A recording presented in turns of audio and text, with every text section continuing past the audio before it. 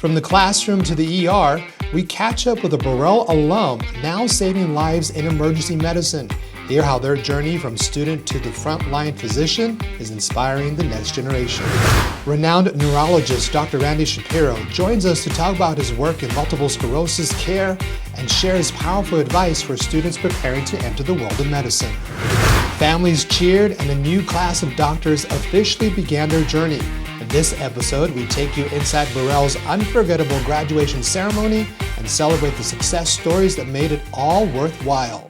All that and much more, so let's get started.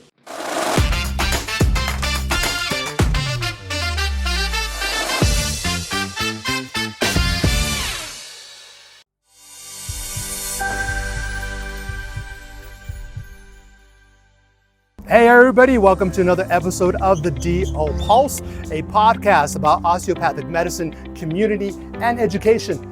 I'm your host, Sidney Alvarez. Now, this podcast is brought to you by Burrell College of Osteopathic Medicine and sponsored by GCU. Learn how GCU is a credit union that can help you meet your financial goals. I'm super excited for today's show because I am joined by Dr. Mark Grant, newly, I guess we could say, appointed, so to speak, Dr. Mark Grant. Welcome to the show. Thank you so much for having me. Oh, of course, absolutely. Now, congratulations, you just graduated. What's it like to finally accomplish this lifelong dream? It feels like a rock has been lifted off of my shoulders. I mean, I've been striving for this goal for so long, and my parents and my support system and everybody that's been behind me has allowed me to get to this point that I am, and it feels like a breath of fresh air. So let's talk about med school. You just graduated. I know it was a challenging but fulfilling journey. Tell me about what it was like for you going through med school.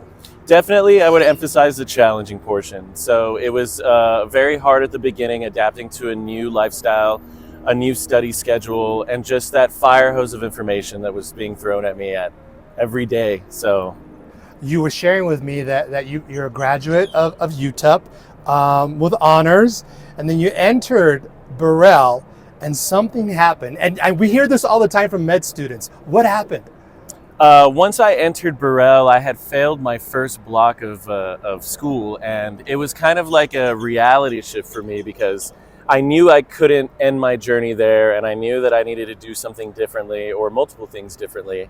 And that's when I just picked up the pace and I asked my student counselors for assistance, and they came to the rescue as well, and they helped push me up to here. So you had these challenges because what we hear from everybody is that folks don't know how to study, or their old method of studying for undergrad doesn't cut it for med school. Tell me about this and how you overcame it. Yeah, so like I was highlighting before, I graduated UTEP with honors, and I had thought that I had that type of study schedule already locked down.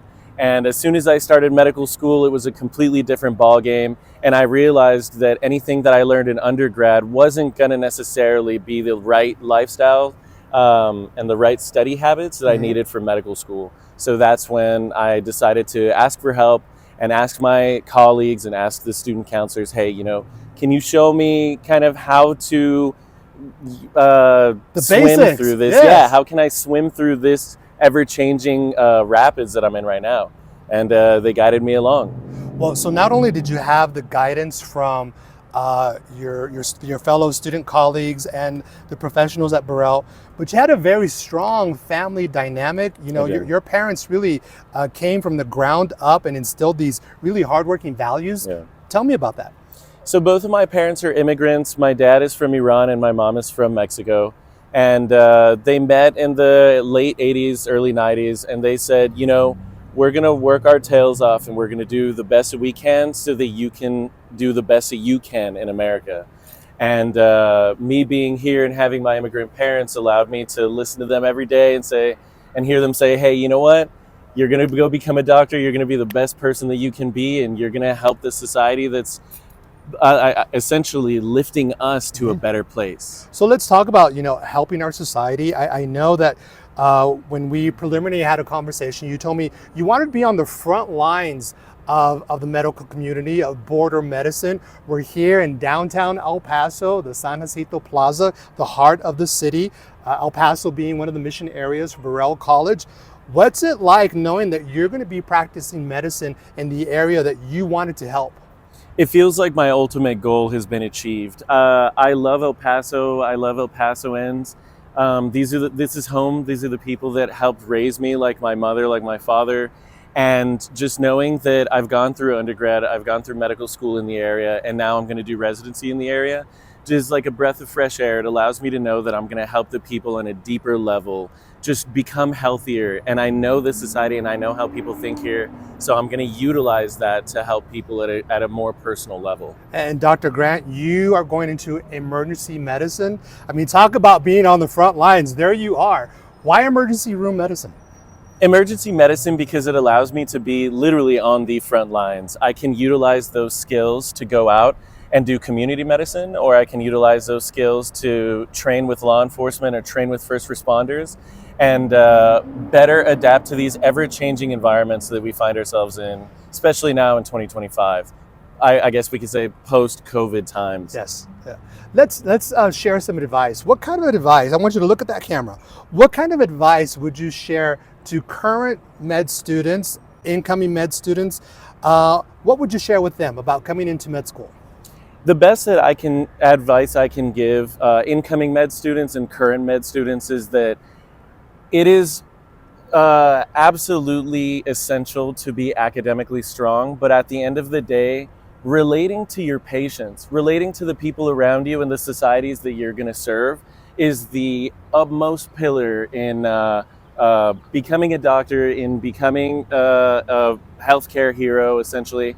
You want to relate to your patients and you want to be able to communicate with them and you want to be able to understand them at a deeper level.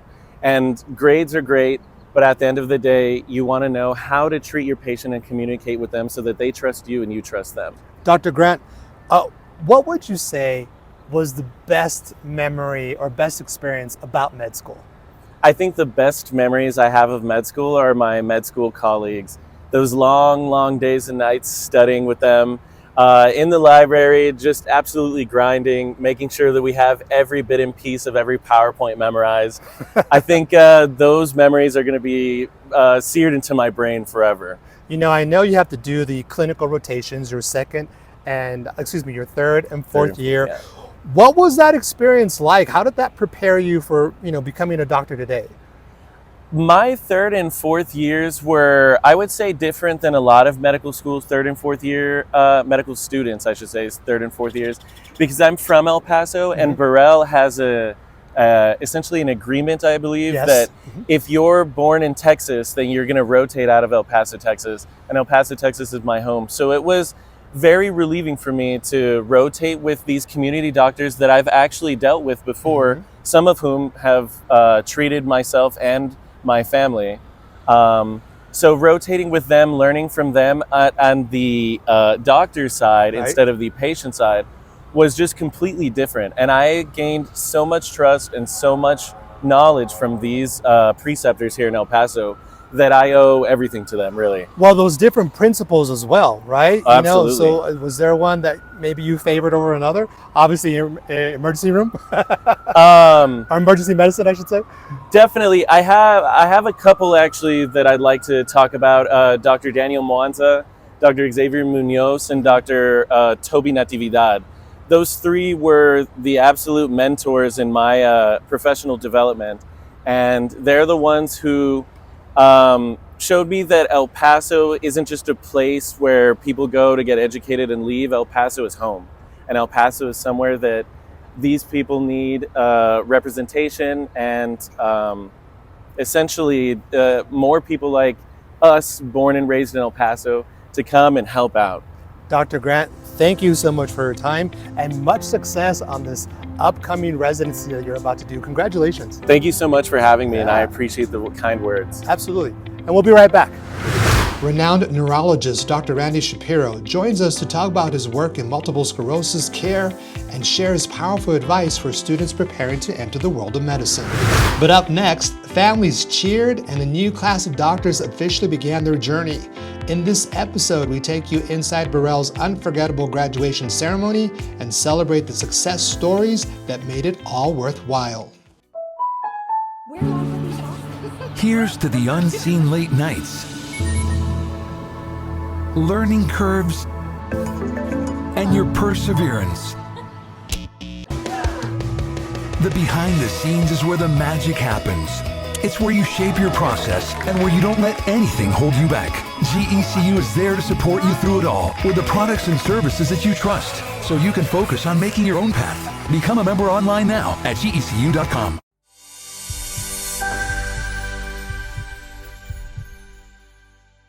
Hey everybody, welcome back. Now here at Burrell College, we always like to talk about community and invite folks who inspire us. Now, as you can see, I'm joined by a very special guest. I'm joined by Dr. Randall Schapiro. And now, Randy, Dr. Randy Schapiro. Now, Dr. Schapiro, I want to read a little bit for me, okay? So you all bear with me. I want to read something for you all, okay? So Dr. Randy Schapiro, a trailblazer in neurology and one of the nation's most respected leaders in multiple sclerosis care.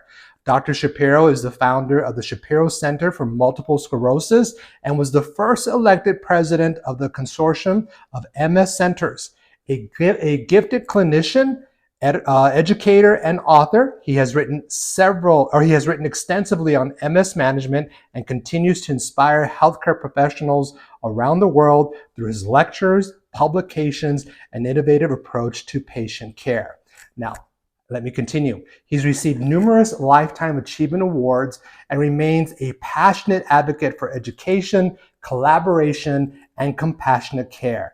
Now retired from clinical practice, he continues to consult and teach, carrying forward a legacy of service that spans more than 5 decades. Well, thank you, Sid. What that proves is I'm an old man. No, not at all. Let me say that it's a pleasure to talk with you because I've seen some of your videos and interviews, and you are truly a professional. So this is my privilege to be with you today. Thank you so much. Now, Dr. Schapiro, I'm going to refer to him sometimes as Randy because you are a friend of mine, but I want to thank you on behalf of Burrell College of Osteopathic Medicine for being here on the show. So thank you so much. My pleasure. So I got to ask, my first question is, what initially inspired your focus on MS, and how did you keep that passion throughout the decades? So, Sid, I get asked that question a lot, and there's a short answer and a longer answer, and I know we have hours to do so. We got 10 minutes. Longer answer. My mother had multiple sclerosis, and so everybody assumes that I got interested in multiple sclerosis because my mother had multiple sclerosis, and there's a bit of truth to that. But the truth of the matter is you follow your nose, and I have quite a nose. I follow my nose. And I got the opportunity when I was in training at the University of Minnesota in the early 1970s to teach a course at the University of Minnesota, the very first course, I think, in the nation, in the team approach to healthcare. It's a strange opportunity. That's the long story. I'm not going to give you that opportunity, that story. But I was able to teach that course, and I learned about the team approach to healthcare by teaching it and seeing it. And then when I was given the opportunity as a faculty person to create my own pathway, I said, I should start a team. And what do I know something about? Multiple sclerosis. So I started the first team approach to multiple sclerosis, which then grew and grew and grew and now is commonplace. Well, you say it grew and grew and grew. Just from our own personal conversations, you've given lectures from Australia to Germany and everywhere in between. You are the person when it comes to MS. Well, I was in my day. My day is past. There are new people that are the people in MS. But I had the opportunity to travel and to teach. And the word that I always used in these situations is persistence. And so over and over again, I'm going to come back to that word, persistence, because that's the main reason for success. Many of our Burrell students are just beginning their journey, their medical journey.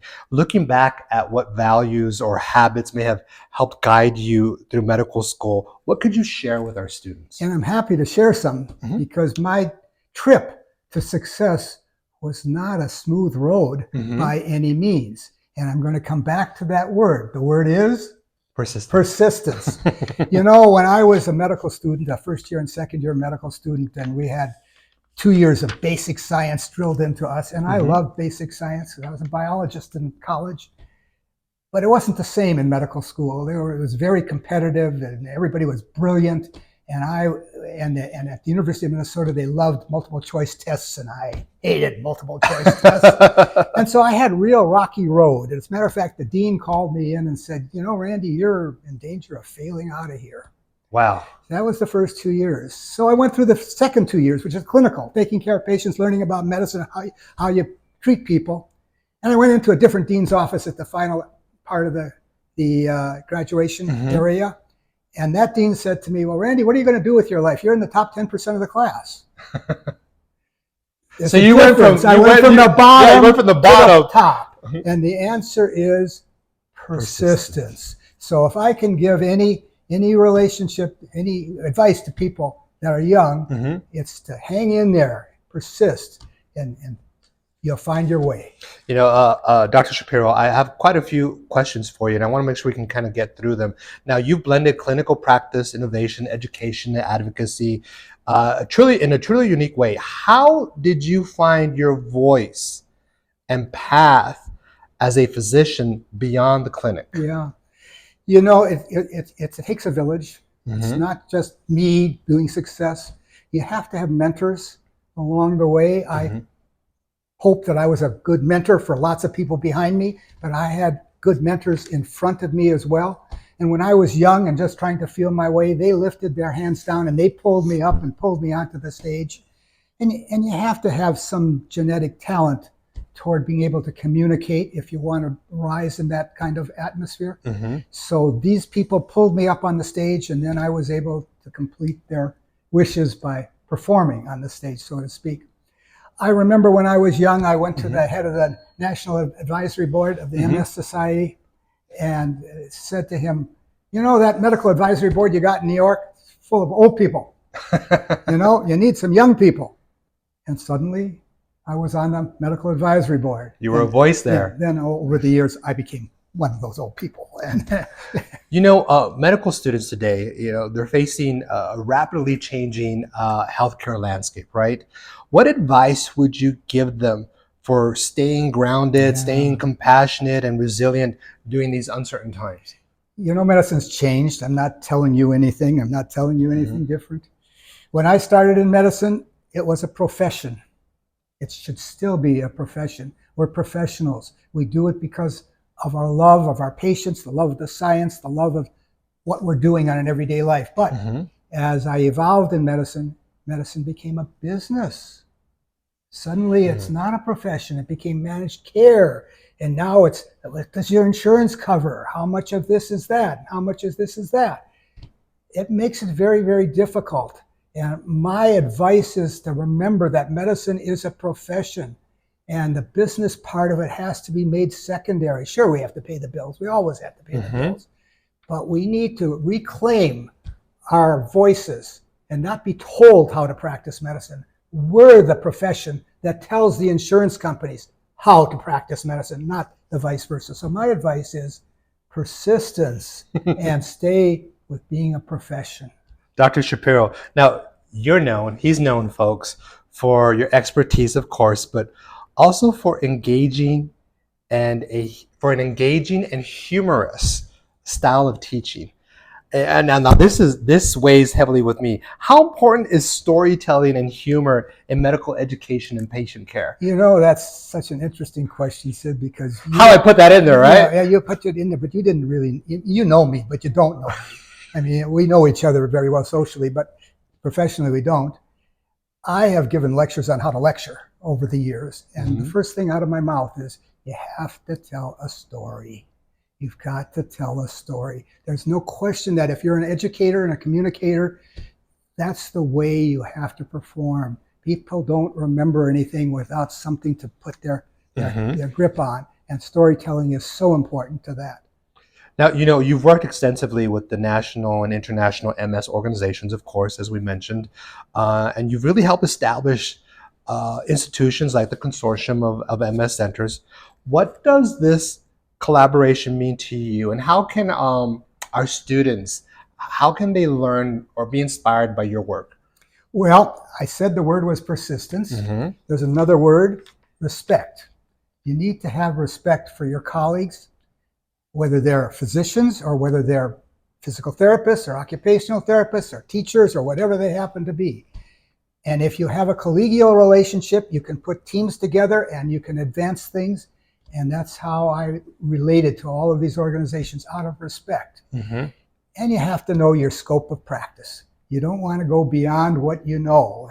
I'm a neurologist. I directed an acute rehab unit. I'm not a physical therapist. I don't pretend to be one, you see. And so we have respect for each other, and then you grow together. You know, Dr. Schapiro and viewers at home, you've authored numerous papers and contributed to the literature on MS care and patient management. How has writing shaped your thinking as a physician? And what advice would you be able to share with our Burrell College students interested in academic medicine publishing? Well, you know, when you're in academic medicine, you have to publish, you have to do research, and you have to publish or perish, so to speak. You also have to be a teacher, and you also should be a clinician. And so obviously you have to learn how to write, and that's something that evolves over time. I remember when my first paper was published, it was such a big deal. My 100th paper, it wasn't such a big deal. I published books. This is the sixth edition of this book. But now in retirement, this is what I published. And tell us the title of the one in retirement. Shapiro's Modified Rules of Golf for Seniors. And then the first one? Humorous book. This is Managing the Symptoms of Multiple Sclerosis. Managing the Symptoms of Multiple Sclerosis. Sixth edition, as they say. It's a little dated, but it's still available, and it's still, the science is still there. Absolutely. So I know that they've been pressuring us we're running short on time. If you can look at that camera and just, I know we talked about persistence, but what can you share with our students? Let them know that there's light at the end of the tunnel. What could you say? Well, there's always light at the end of the tunnel. You just don't want it to be a train coming at you. What I can say is that if you persist and if you work together with your colleagues and if you have good mentors to follow their footsteps, you're guaranteed success. There's no question about that. And medicine is not easy. Medicine is so gratifying. If you listen to your patients, listen to your science, you'll all do well. Dr. Schapiro, if people want more information on how to obtain your books or how to just learn more about you, where can they go? Well, my books are available on Amazon. They're published by Demos Health, which is a division of Springer's Publishing. They're available on Amazon.com, though. That's the easiest way to do it, but I'm not here to sell books. There are lots of good MS organizations that I've been involved with that have my lectures on them. YouTube has a bunch of my lectures available when I was younger. You'll see the difference. And but, you know, I'm not here to make my reputation now. I'm just here to help younger people. Dr. Schapiro, thank you so much for your time. We really appreciate it. My pleasure. We'll be right back.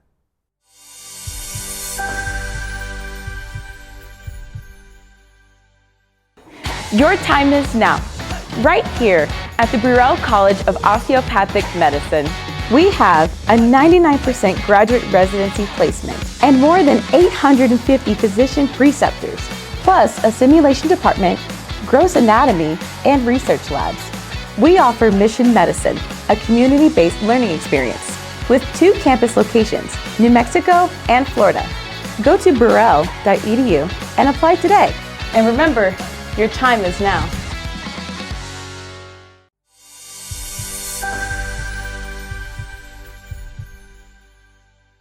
Burrell College just recently lit up with pride and purpose as our new doctors made their way across the commencement stage. It was the 6th graduation for our school, and the day was filled with memories and unforgettable moments. Check this out.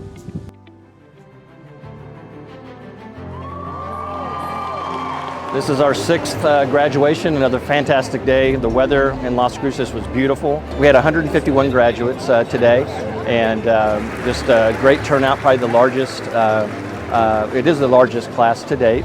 Could not be more proud of the graduates. This has been a moment that we've been waiting for the last 4 years, and to be here with all of my best friends and to be here just remembering everything we've been through together is just great. I'm really, really excited for today. It's been something that you worked so long and so hard for, especially over these 4 years. So it's a really fortunate situation. Meet a lot of really cool people. I've met some people that are super influential in my life, and especially in my pursuit of neurosurgery have been very supportive. This oath is something that our graduates hopefully will reflect back on and think about the commitment they're making to their patients, their colleagues, and the people they will deal with professionally in the future. I had the best time, truly. I made the best friends, learned so much, and I feel like I've really grown into the person and the physician I want to be, and so I'm really, really grateful for Burrell. I really am. Definitely getting here today is it's a really cool thing to see it all come together and finally close this chapter up in my life and move on to the next chapter.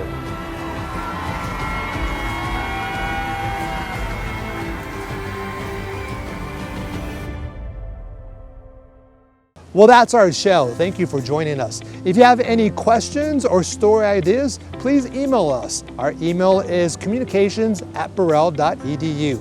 You can also follow us on any of our social media handles. Our handle is @Burrell College.